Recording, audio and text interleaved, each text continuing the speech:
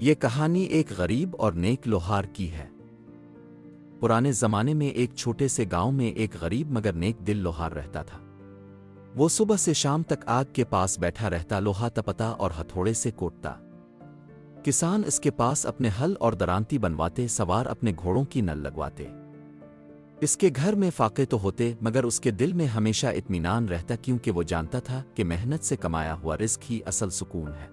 ایک دن ایک تاجر شہر سے گاؤں آیا۔ اس کے پاس ایک قیمتی صندوق تھا۔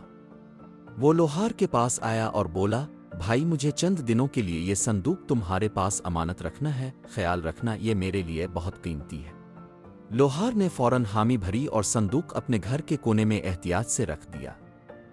اس پر تالا لگایا اور خود اپنے بیٹے کو تاکید کی کہ اس کے قریب بھی نہ جانا۔ گاؤں کے لوگ جب صندوق دیکھتے تو حیران ہوتے۔ کچھ لالچی لوگ لوہار کو بہکانے لگے۔ وہ کہتے، ارے بھائی، تم غریب آدمی ہو، اتنی محنت کے بعد بھی مشکل سے پیٹ پالتے ہو، کیوں نہ یہ صندوق کھول لو، اس میں یقیناً سونا چاندی ہوگا، تمہاری ساری غربت دور ہو جائے گی۔ مگر لوہار مسکرا کر جواب دیتا، بھائیو، امانت میں خیانت کرنے والا کبھی عزت دار نہیں رہتا۔ اگر میں نے دوسروں کا مال کھا لیا تو اللہ کے سامنے کیا جواب دوں گا۔ یوں دن مہینوں میں بدل گئے۔ تاجر واپس آیا تو اس نے سب سے پہلے لوہار سے صندوق کے بارے میں پوچھا۔ لوہار نے مسکرا کر صندوق اس کے حوالے کیا۔ صندوق بالکل ویسا ہی تھا جیسا وہ چھوڑ کر گیا تھا۔ تاجر کی آنکھوں میں آنسو آ گئے۔ اس نے کہا، اے لوہار، میں نے ساری دنیا گھومی ہے مگر تم جیسا دیانت دار شخص نہیں دیکھا۔ یہ لو، کچھ سکے بطور انعام قبول کرو۔ لوہار نے عاجزی سے کہا، میں نے صرف اپنی ذمہ داری نبھائی ہے، مجھے انعام کی ضرورت نہیں۔ تاجر نے زبردستی سکے اس کے ہاتھ پر رکھ دیے اور دعا دی، اللہ تمہارے رزق میں برکت دے اور تمہاری نسلیں بھی تمہاری طرح ایماندار رہیں۔ یہ منظر لوہار کا بیٹا دیکھ رہا تھا۔ وہ باپ کے پاس آیا اور بولا، ابا جی، اپنے اتنے عرصے تک اتنا قیمتی صندوق اپنے پاس رکھا، کبھی جھانکا تک نہیں، آخر آپ نے ایسا کیوں کیا؟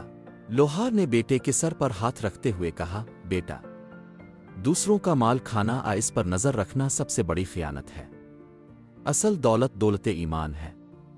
اگر تم اپنے ضمیر کو بیچ دو تو ساری دنیا کی دولت بھی بیکار ہے۔ ہمیشہ یاد رکھنا، دیانت ہی سب سے بڑی عزت ہے۔